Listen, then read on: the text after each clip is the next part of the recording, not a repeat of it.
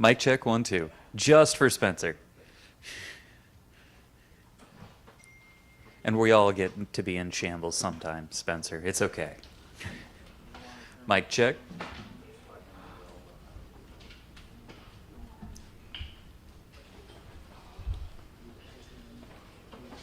Mic check 1 2. It's a fancy water bottle you got there.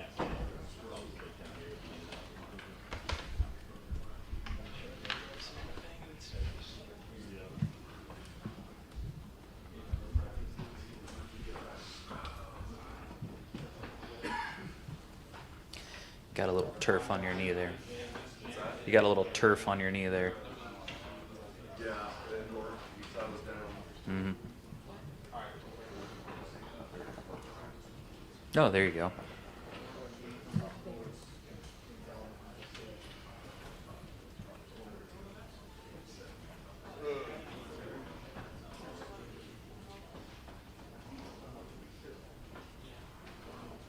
Were you bird watching out there, Tim? Yeah?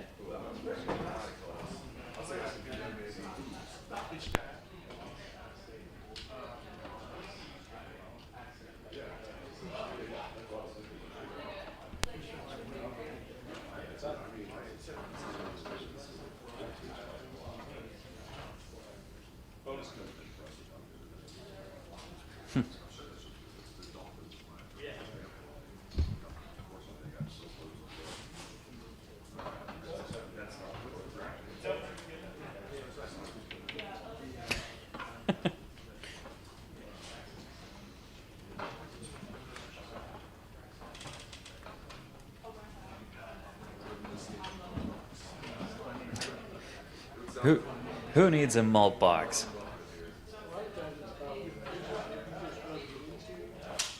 Oh,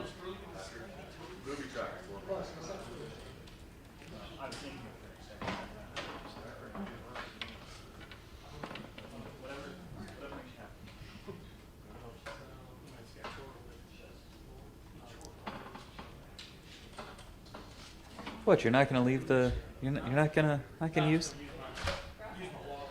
Oh, there you go. It's very hard to tell. I think I'm maybe an inch taller, but yeah, it's really worked out well for me because I pretty much set the mic for me and then maybe bump it down just a little. But I mean, regardless, he ends up moving it anyways. It's fine. He sets it for him. But I can get it close if I set it closely for me.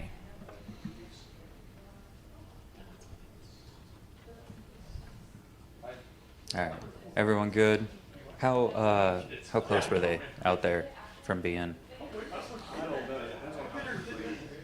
He wants to get this over with. They were just getting off the field and liking it. Okay. Most of them are still like looking like they're still on the field right now. If it's a more,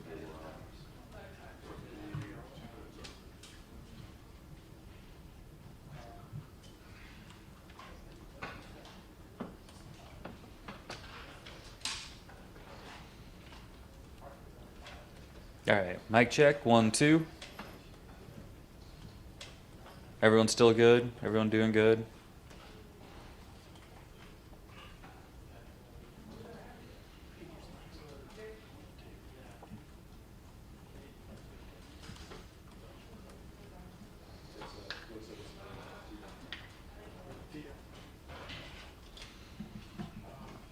All right.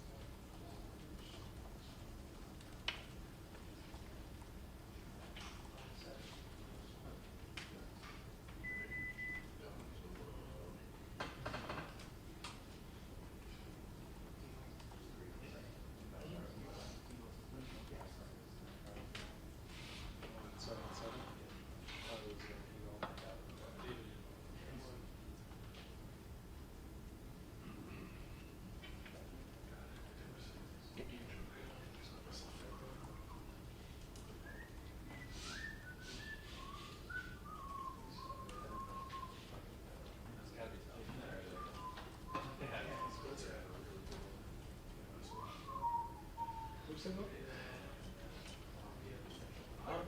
Here's like a hawk. Your joke about David Abel coming up with his first list. Oh yeah.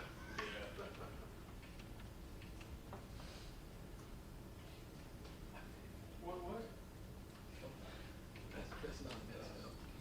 What's it? Say come with the king, best not messed up. Watch too many damn documentaries and messed up.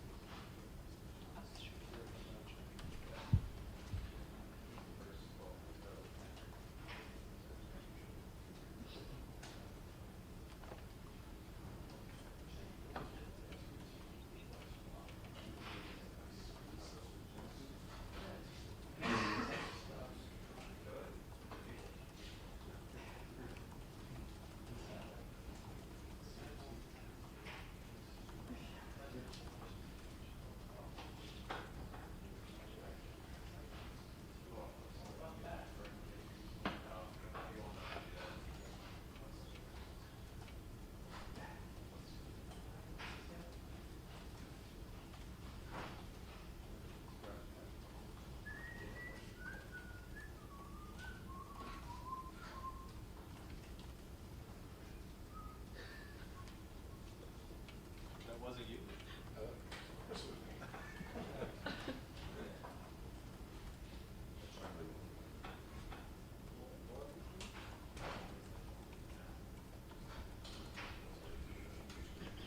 Got the music in my heart. Don't worry, be happy, you know. Got a singing soul. That one's been there all week though. It's It's there all the time. I'm never surprising worried. too. I'm always happy. Me too. Andrew, do a rap for us. Don't worry, be happy. Do it to the don't worry, be happy beat. Throw down that don't worry, be happy.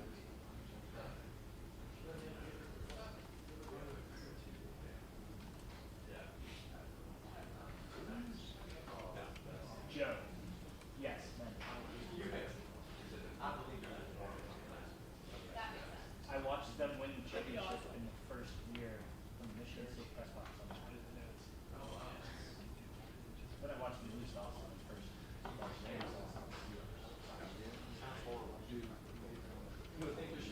Right on. Just call me happy. Recruiting maybe the Cleveland Browns.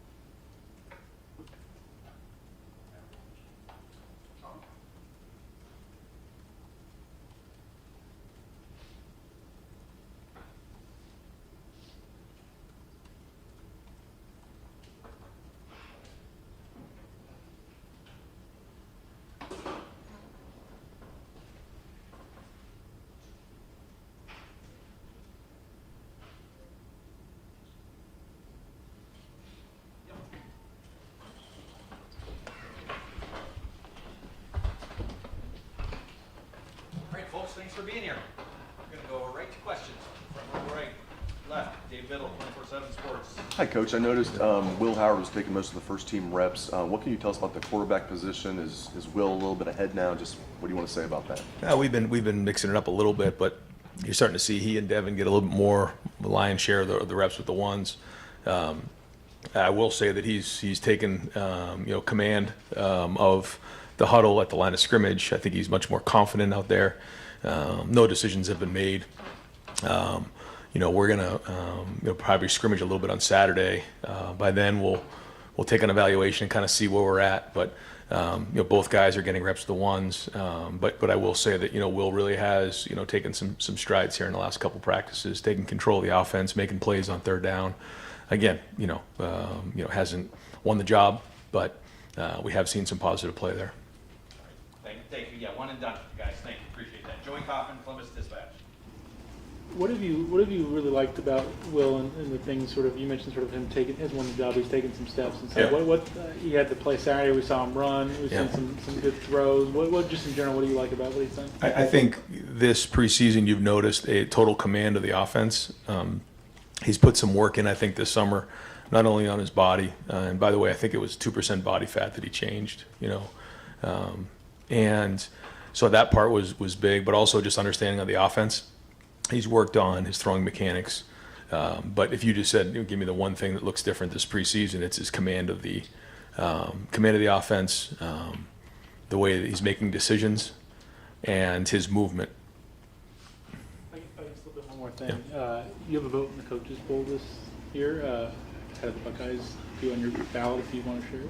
Yeah, that's not public. I guess the last one is, so I'm just going to keep it that way and keep myself from getting any more scrutiny than I need. Third row right, Dylan Davis, Delaware Gazette. It looked like Jelani had a really good day today. It feels like Will and G are probably firmly established there at the top of your tight end room. But what does Jelani have to do to get more playing time? Is he making that push? And I guess where does he still have to get better to get on the field? Yeah, it's a great question. Jelani has the talent. You've heard me say this before, but he has the talent, and you can watch a 5 to 10 play cut up and be very, very impressed. But he needs to be consistent. It's all the no talent issues with him. It's the focus. He made some plays, but then there were some plays that we got to make that weren't. And so I love the way he competes. I love his approach. I love his attitude. But in order to play tight end, you have to do a lot of job description. So you really got to be on it every play. And all it takes is one bad play, and that can ruin a whole drive at tight end. So we say that you have to run routes like a receiver. You have to block like an offensive lineman. You have to protect like a running back, and you have to know all of them. So after, I would say, the quarterback, the tight ends are probably asked to do the most things. So we try to do the best we can and keep it simple, but the reality of it is they're asked to do a lot. So he needs to continue to work in the meeting rooms to make sure that when he gets on that field, he knows exactly what he's doing, because we see a huge ceiling in him. He's made strides. He's had a good first couple weeks at camp, but we need him to come on in that area and just show more consistency. If he can, he'll play for us this season. Far left, Joe Nugent, WCMH. We're seeing a lot more pads on the helmets this year compared to last year. How did that come to be this camp? Yep. So we had a meeting here with Dr. Lonzer, who's a neurosurgeon here on campus, and he's had a relationship with the NFL subcommittee on concussions, and we looked into it last year and allowed it to be optional for our players, and then he shared with us the data coming out of the NFL last season on those who had guardian caps going against each other. And it was hard to not recognize that there was definitely an improvement in that area based on the data that we received. So we made it mandatory for our team. We brought Dr. Lonzer in as a resource for any of our guys that had any questions regarding it. But the NFL, that was their policy here in the preseason, and we followed that. And they're going to carry it into the season, is what I've been told. So we're going to do the same thing. And if it can protect our players and it's safe, then we'll do that. We just wanted to see the data. The data has shown that we should do it, and so that's what we're doing. And the guys have embraced it. There was really no pushback from our players. Fourth row right, Andy Backstrom, Letterman Row. Ryan, 3 offensive linemen were Iron Buckeyes. Was there a different degree of intensity from the group that you saw this offseason compared to the offseason? Yeah, I think so. An offensive line is definitely a developmental position, and there's just so much that comes with it. And I think having both tackles, the left guard, Carson, Seth, these guys now have experience. They played, they know what it takes. So when you're in the off season, you know what you're up against in this. You know where you need to get yourself in terms of understanding scheme, but also just physically being able to wear teams down and playing your best in the fourth quarter. So there has been a different approach to that. Now the one thing is we do have a little bit of a funky virus going on with that group right there. So they've been kind of in and out. We're hoping to flush that out by the end of the week because it's created a little bit of guys in and out. But other than that, they've had a great off season, and we're hoping that we can kind of get a rhythm with those guys here, heading into next week. Third row middle, Tony Gertman, Buckeye Huddle. Ryan, you've talked so highly of Lathan Ransom since his freshman year, and now you've got Caleb Downs. What does it do for you as a head coach to have those two guys not just in your secondary but in your defense? Well, I just love being around Lathan. I just love him as a person, but I just love being around him. He goes so hard. He cares so much. There's no messing around. He means business, but he's also got a big heart and he's a great teammate.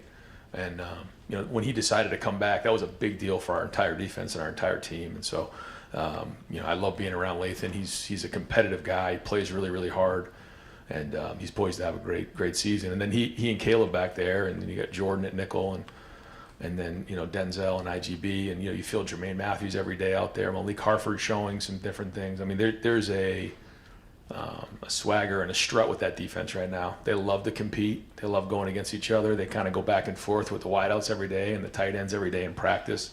I mean, if the offensive line wants to go against them, they'll do that too. It's just the way they are. They love competing. And even just at the end of practice there, when we're doing our finishers, and they're barking because there's competition going on. So they're a gritty group, but that starts with the older guys, and Lathan's one of them. Right next door, Dan Hope, 11 Warriors. Following up on the tight ends with Will and G, where do you kind of see that right now in terms of their competition for starting job? Yeah, they're both going to play. It's 11 and 12, so we'll figure out where they fit into those. There's a lot that comes with playing tight end. Cade really 2 years ago probably played maybe too many snaps. I mean, that was a lot of snaps for him. We tried to help him out a little bit last year. So, there's going to be plenty of snaps to go around. It's going to be one of those deals where, does he deserve to play? If yes, we'll draw that line and roll those guys. But, we're looking for them to be able to do multiple things. I don't know if, all the guys in that room have the same exact skill set. So we'll figure that out as we get closer to the first game. But ultimately, they all can play Y and they all can play H. And I'm hoping that Bennett can come along. I'm hoping Jelani can take that next step. We're seeing some good things out of Max. Pat Gerd is another guy who's been around the program for a while. That is a guy that we hope we can rely on as well in some of the packages that we have. So I know Coach Bailey's working hard to get those guys game ready. Right behind him, Pat Murphy, 24/7 Sports. Ryan, you were asked at Big Ten Media Days about huddling and the helmet communication. Having now used that more, how are you seeing that work out? The quarterback specifically, and how they're handling the huddles, and how much does that maybe play a part in some of the decisions? I think it's going to be interesting to see because up until 15 seconds, the defense coordinator can talk to the linebacker, and the offensive coordinator can talk to the quarterback. So I'm sure there's going to be a point where both of those guys are going to be like, "Will you please shut up and let me play football?" But I think it's going to be different. What we haven't experienced yet is, and I gotta figure this out going into next week, is like at 15 seconds when that thing shuts off, what that's going to be like. Because right now, we're still communicating through that. But it is different. It is different how we're doing it. And there's going to be multiple tempos that come with it. Again, at the end of the day, football's football. So whether we're signaling or communicating it in, we all have to be on the same page and play the game. But there is some nuance to it that we're working through.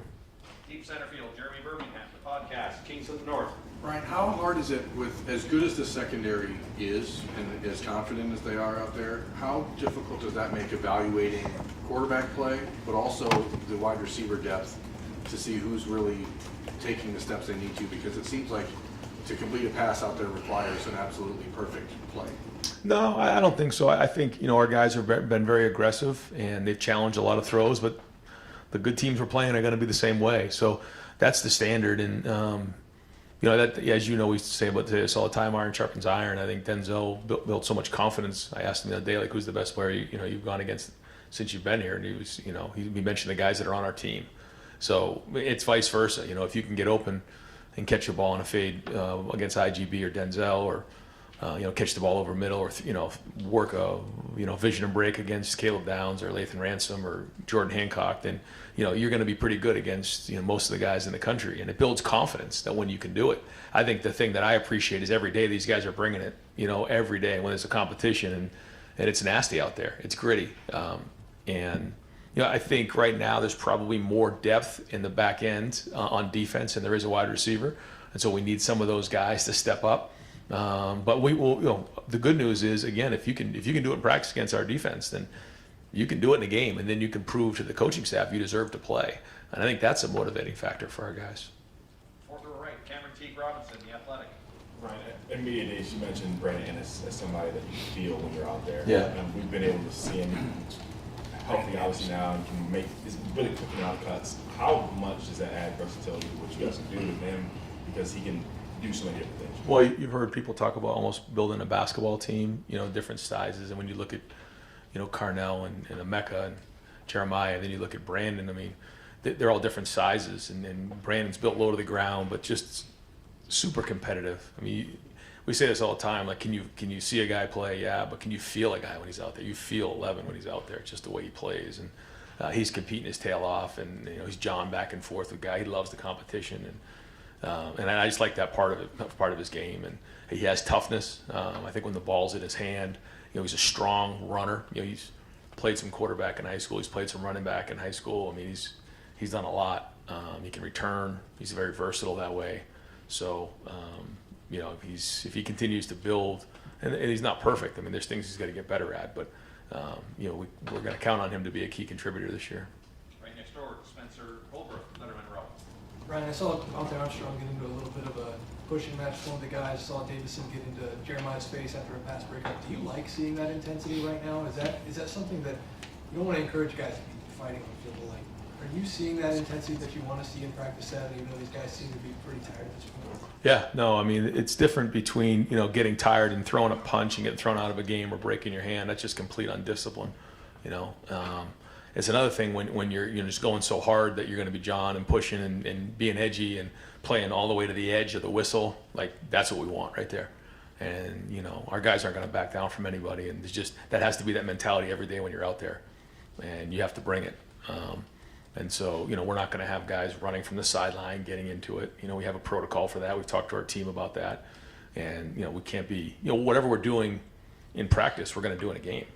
And so we can't get penalties for undisciplined behavior. But at the same time, like, we're going to go really, really hard in practice and push each other. And there's not one guy on that field that's going to back down. So, you know, what you saw out there in practice is what we're looking for in terms of intensity.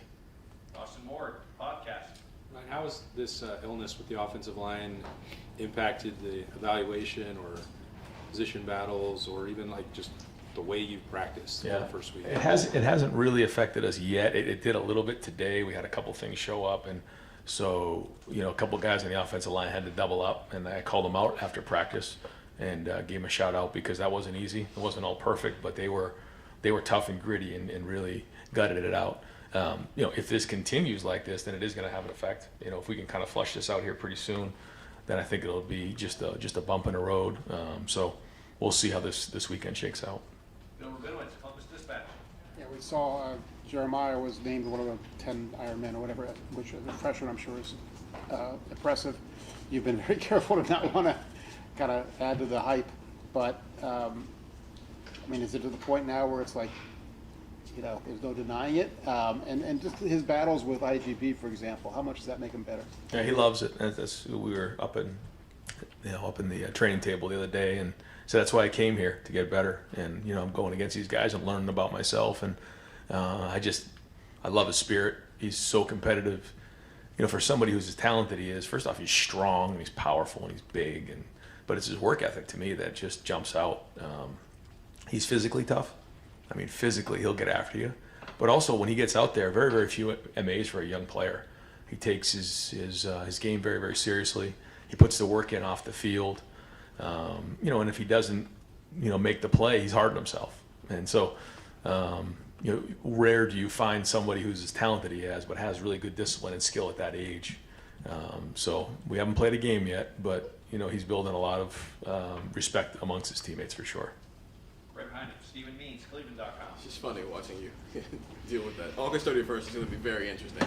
I was right here when we heard he was coming. Right? Yeah, I know. It's like, well, that was why. It's like you almost fainted about the kid. Well, Now it's like, I don't want to go there anymore. Yeah, well. I get it, but it's just going to be funny August 31st. When you're evaluating quarterbacks, whether it's when you've brought guys in the portal or in recruiting, when you're watching film, you brought up special trait a lot. I know it's very early to talk about that, but when you're watching film, there's probably something you identify with and you go, I can work with that. With Will, when you were watching him at Kansas State and you saw what he was doing as a quarterback and passing the run, what did you see in his game that made you go, I can work with that? I saw some poise in the pocket that is hard to teach. Size that could see over the line, accuracy, and then the ability to pull it down and run. I mean, those were probably the top things that we recognized in evaluating his film. Bill Landis, the podcast, Kings of the North. Kind of building off that, I guess. I feel like you do notice when you watch Will, it's like subtle movements in the pocket sometimes just buy him a lot of time. Yeah. Is that just experience? Is that innate in guys, or even think about the young quarterbacks you have, like with Aaron Julian? That's a good question. Should he coach them up on stuff like that? No, it's a great question, and I think about these things a lot. I remember when each guy is a little bit different, but let's take Justin for example. That first spring, the minute he felt a rush, he would just start scrambling. I don't know if you guys remember that, but I mean, he was out of the pocket fast. And so, we just made a rule. You're not allowed to scramble. You have to stay in the pocket. You have to slide. Because the difference, like Tom Brady couldn't scramble really. And so what did he do? He still extended plays. How did he do that? He slid in the pocket. He found the soft spot. He could feel when a 3 technique was in his face, and then he would just slide to buy himself a little bit of time. When guys are more athletic and they can escape, they find themselves using that as a tool, which is fine. But we kept him in the pocket. And then with CJ in high school, you could see that his offensive line at times wasn't great, and so he had to stand in the pocket, and he would stand in the pocket, and that was something he even got in high school, and then he learned it more when he was here. And I think with young guys, especially with all the 7-on-7 that goes on, it's so unrealistic, and I think sometimes they train a little bit different at quarterback, where and it's hard because when you're working with a quarterback, you want to help them learn that you have to move in the pocket, but sometimes you move so much that you don't need to move in the pocket. You were fine. You were protected. There's this rhythm that you have to feel. You can't look at the rush. You have to feel the rush, and you have to feel the soft spots. And like you said, it's very, very hard to. I mean, how can you replicate that? Do some guys innately feel it? Yes, but I think more than anything, it's a thing that you just need to get, the rush in front of them. And the more and more they do it, the more and more comfortable they'll be. The better protection you have, the quicker it'll come along. I've seen quarterbacks, when I was in the NFL in different places, where if they don't get any protection, they start seeing ghosts because, when you're in the pocket, you take one in the chops a few times. I remember it happened to Dwayne out here. I want to say it was the maybe Minnesota game, or maybe it was the Nebraska game. We missed a blitz coming off the edge, and he took one. He never saw it coming. He didn't set his feet the rest of the game. So there's a lot that comes with what you're asking, and I could probably talk about it for a few hours, but the bottom line is we want to train our guys to see down the field, feel the pocket, and really try to find ways to slide and find the soft spot in there. And then when it's time to extend and escape, then do that. Final questions. To make podcast. Yeah, like Roethlisberger, he was expert. But he would stand in there. Right. And extend by taking a shot with a guy hanging on. He had a different style of it. You're right. Everyone's a little different. That's why I'm equating Will to, because Will's a bigger guy. Bigger guy. Yeah. He is. I don't even get in. That wasn't my question. All right, guys. Thanks. As you stand here right now, you were talking about this earlier, but you've got to feel pretty good where this defense has come from where it was 3 years ago. Maybe Yeah. I'm wrong. No. What does that give a head coach when he sees a defense like that out there? You understand what I'm saying? And and think about where you were 3 years ago. But what kind of comfort is that? What is the word you would use that it gives you? And explain that. Well, I think two things. One, I'm able to sit in those meetings a little bit more, so I have a better idea what's going on. Which, when you're on the offensive side of the ball and you don't quite know, the answers to what the problems are, you can get a little panicky. And I think it's helped me to go in there and sit in there and ask questions. And Jim's been great, just filling me in on some different things, but also just where we're at into year 3. I mean, these guys have been in that system now for 3 years, and a lot of them played a lot of football. So, when you're speaking a language, it makes a big difference if you've been speaking the same language for 3 years. You know the mistakes that have been made. You know the issues with the coverage. And then when Jim's calling the defense, like, they start to understand why. We talk about this all the time. What do you have to do? How do you do it? But then why is he calling? He's calling that coverage for a reason. He's calling this blitz for a reason. And when guys can get that then they can start anticipating as opposed to reacting. So, yeah, it definitely is one of those things this year. Like, we have a good defense, so we need to understand that on offense. Like, they're not two separate entities. We're all one together. And I'm hoping this year that, having Chip here and me kind of being able to step away just a little bit, I'm able to do that better than I have maybe in the past. Yeah, like you said, when Latham decided to come back, what a moment. But Caleb Downs, Yeah. within a week or so, I mean, they were, wow, that's a moment, isn't it? I It mean, is. of a personnel acquisition in another form. Yeah. But just also even up front, with Tyleek and with Jack and JT and those guys, Ty, Cody Simon. I mean, those guys, they had an opportunity to leave too. They didn't. So, yeah. I mean, there was a lot of work to get to where we are right now. So we just got to keep putting these days together. And with a clarification, you said end of the season with the helmet pads. You're talking about practice? Yeah. Yeah. Yep. Bill Rabinowitz has one quickie too. Yeah. Is there any kind of clarity at right guard at this point? No, not right now. No, nothing yet. Great. All right, thanks. Thank you very much.